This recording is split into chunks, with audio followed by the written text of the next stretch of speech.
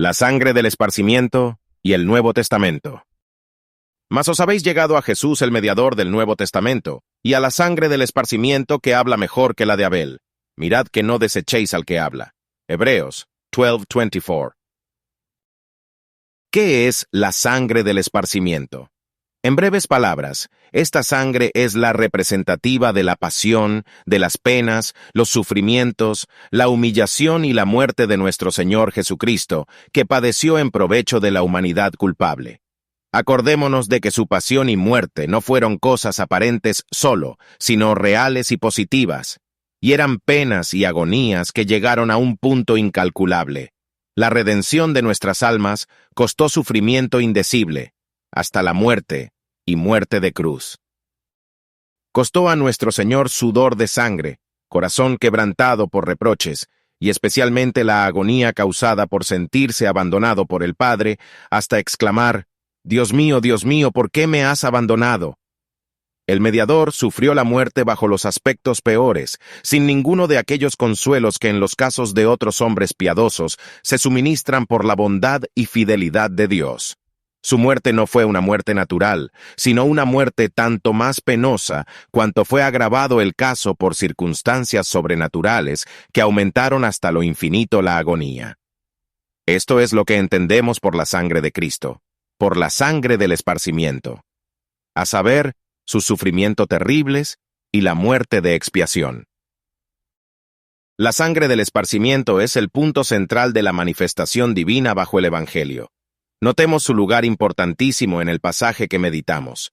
Tenemos el privilegio, por la gracia divina, de acercarnos espiritualmente primero al monte de Sión, subir sus pendientes y colocarnos en la altura santa y entrar en la ciudad del Dios vivo, Jerusalén la celestial. En sus pavimentos de oro, vemos una compañía innumerable de ángeles que rodean el trono. ¡Qué visión de gloria!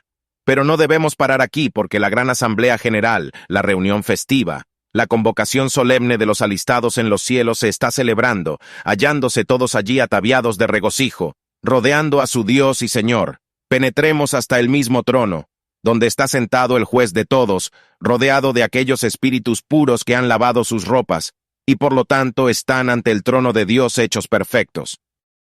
¿No hemos avanzado mucho ya? ¿No estamos ya admitidos en el mismo centro de la revelación? Todavía no. Otro paso y estamos frente a frente con el Salvador, el mediador del nuevo pacto. Aquí se completa nuestro gozo, pero debemos contemplar un objeto más allá. ¿Qué hay en ese lugar santísimo interior? ¿Qué es aquello que está escondido en el lugar santísimo? ¿Qué es aquello que es lo más precioso, de mayor valor que todo, o supremo en toda la revelación de Dios? La sangre preciosa de Cristo, como de un cordero sin mancha y sin contaminación. Pedro 1:19. La sangre del esparcimiento. Esto es lo supremo, es la verdad más profunda de la dispensación de la gracia, en la cual vivimos. Pido además que leáis el texto y toméis nota de que este esparcimiento de la sangre, según está mencionado por el Espíritu en este texto, es del todo idéntica con Jesús mismo. Veamos. A Jesús, el mediador del nuevo pacto, y a la sangre del esparcimiento que habla mejor que la de Abel. Mirad que no desechéis al que habla. Este giro inesperado solo se puede explicar por la suposición de que en la mente del escritor Jesús y la sangre eran idénticos, mediante lo que podríamos llamar un giro gramatical, poniendo él por ella. El Espíritu de Dios con intención o a propósito nos hace patente la verdad importante de que el sacrificio es idéntico con el Salvador. Nos hemos llegado al Salvador, el mediador del nuevo pacto y a la sangre del esparcimiento que habla. Mirad que no desechéis a él.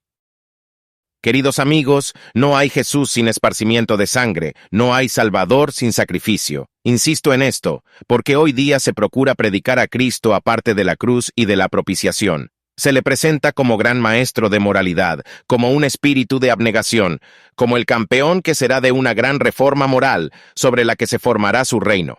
Aún se sugiere que a este reino no se le ha dado la importancia debida por haberlo impedido la cruz. Pero ¿qué es Jesús sin el sacrificio? No hay tal Jesús si le separamos de la sangre del esparcimiento, que es la sangre del sacrificio. Sin la propiciación nadie puede ser cristiano, y el Cristo no puede ser Jesús. Si arrancamos del Evangelio de Jesús la sangre del sacrificio, le quitamos el corazón y le robamos la misma vida. Si hollamos la sangre del esparcimiento, reputando la cosa común, en lugar de ponerla en el umbral y en los postes de la puerta, hemos cometido transgresión horrenda. En cuanto a mí, no permita Dios que me gloríe, salvo en la cruz de nuestro Señor Jesucristo, ya que para mí esa cruz es idéntica a Jesús mismo. No conozco a otro Jesús que aquel que murió, el justo por los injustos. Se puede separar a Jesús de su sangre materialmente, pues por la obra de la lanza y los otros instrumentos de tortura, se quitó la sangre del cuerpo del Señor. Pero espiritualmente, esta sangre de esparcimiento y el Cristo, mediante el cual vivimos, son inseparables, una mismísima cosa, de suerte que no podemos conocerle verdaderamente o predicar su nombre eficazmente, si no le presentamos cual víctima inmolada por el pecado. No podemos confiar en Él, a no ser que confiemos en Él como quien hace la paz por la sangre de su cruz. Si rechazamos la sangre, rechazamos a Jesús mismo. Nunca se separará de su gloria de medianero, por su sacrificio por nosotros, ni podemos nosotros acudir a Él si desconocemos esa su categoría. ¿No lo enseña bien claro nuestro texto que son uno Jesús y su sangre del esparcimiento? Lo que Dios ha juntado no lo separe el hombre. Acordémonos bien de ello. Esta sangre del esparcimiento se relaciona estrictamente con el nuevo pacto.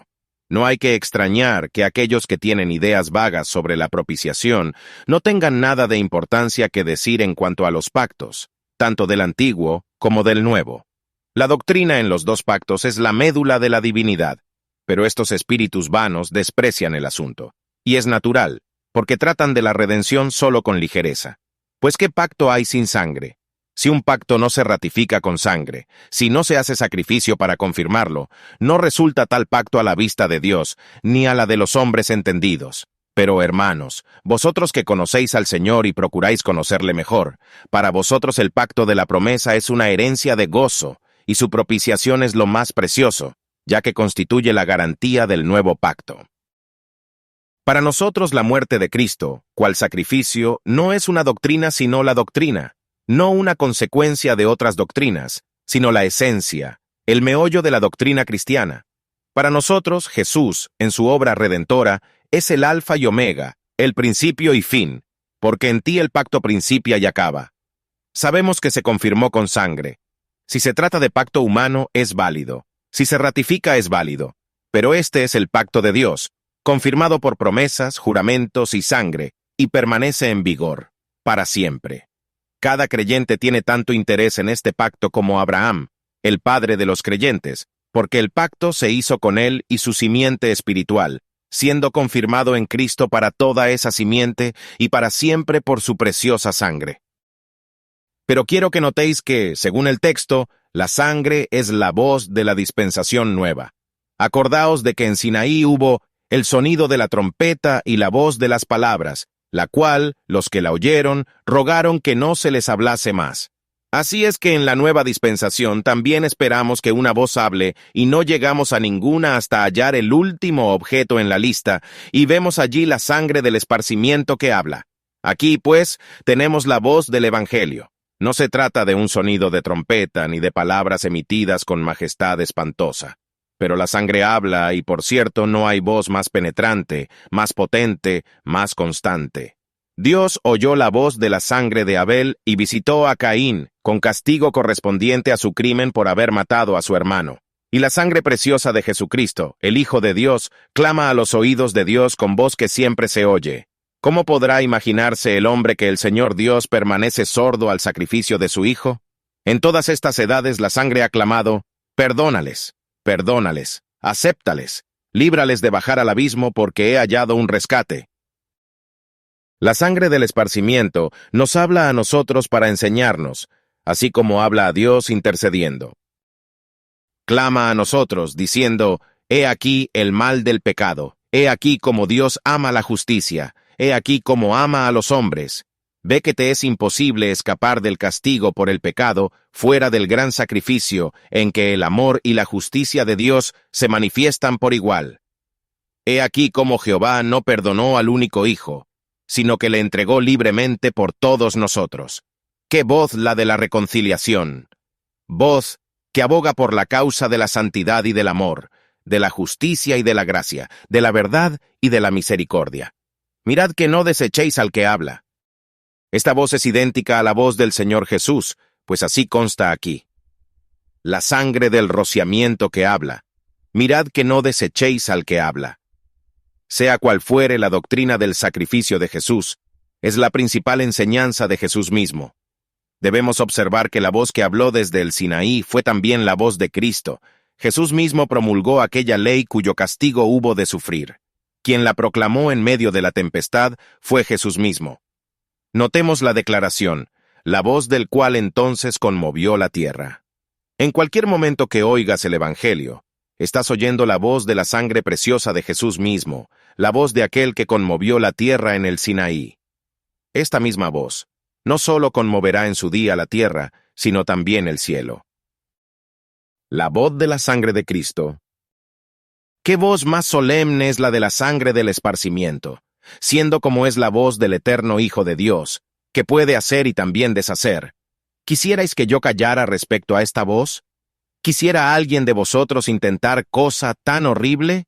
Se nos criticará si continuamente proclamamos este mensaje del cielo acerca de la sangre de Cristo, pero hablaremos en voz baja porque algún vicioso tiemble al oír la palabra sangre, o porque algún intelectual se rebela contra la idea antigua del sacrificio propiciatorio. No, por cierto, al contrario. Preferiríamos que se nos cortara la lengua antes que cesar la predicación acerca de la sangre preciosa de Cristo. Para mí no hay cosa que valga la pena de meditarse, ni de predicarse fuera de esta gran verdad, que es el principio y el fin de todo el sistema cristiano, a saber, que Dios dio su Hijo para que muriese, a fin de que los pecadores vivan, y esto no es solo la voz de la sangre, sino la voz de Cristo mismo. Esta sangre habla siempre. El texto no dice, la sangre que habló, sino la sangre que habla, que está hablando. Continúa hablando siempre, siendo un ruego a Dios y un testimonio a los hombres. Nunca callará, ni en un sentido ni en otro. En su oficio intercesorio, el Salvador resucitado y ascendido al cielo, habla siempre al Altísimo por su sacrificio. Por la enseñanza del Espíritu Santo, la redención hablará siempre para la edificación de los creyentes en la tierra. Pero también en este caso, es la sangre la que habla. Según nuestro texto, este es el discurso único que nos ofrece esta dispensación. ¿Se acallará este discurso? ¿Dejaremos de escucharlo? ¿Dejaremos de repetirlo? Lejos sea de nosotros, y Dios no nos lo permita si tal intentáramos.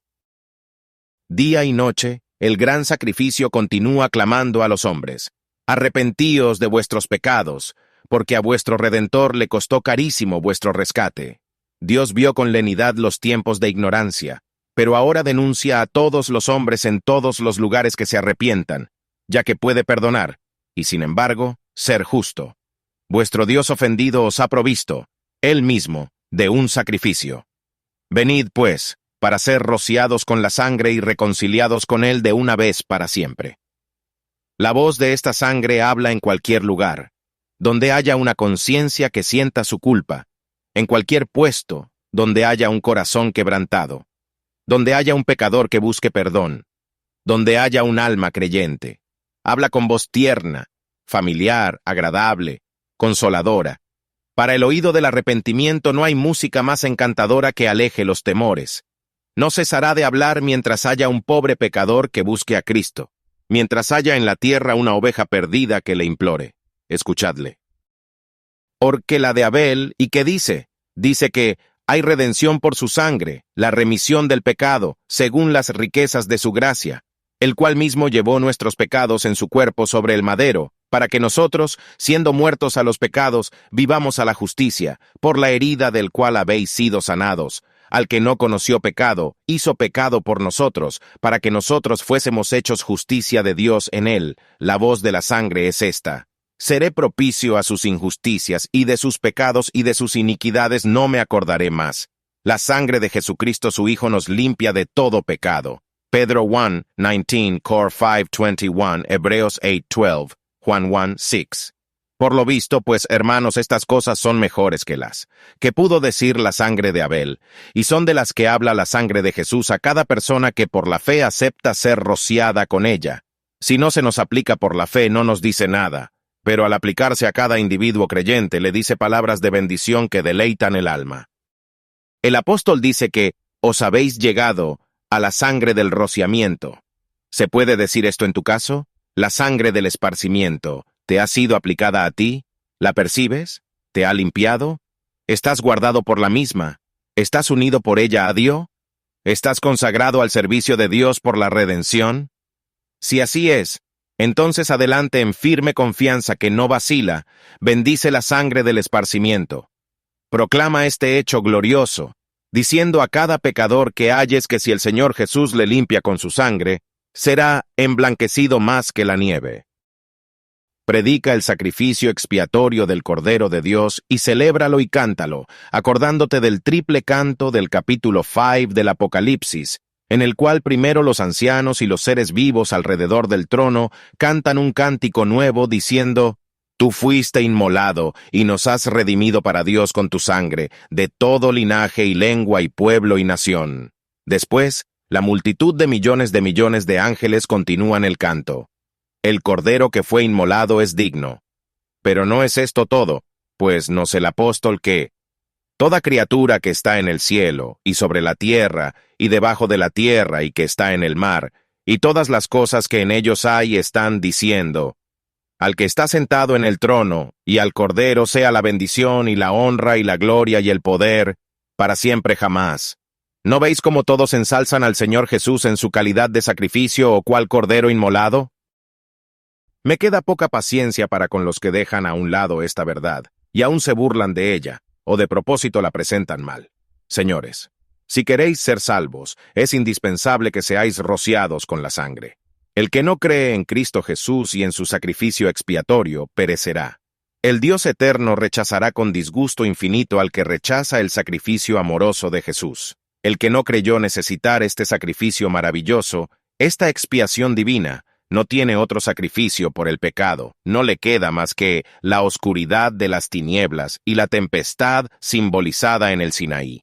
Los que rechazan la expiación ideada por la sabiduría eterna, provista para los hombres por el amor eterno y aceptada por la justicia eterna, estos han firmado ya su sentencia de muerte y nadie se maravillará de que se pierdan sus almas. Que Dios nos guíe al crucificado. Amén.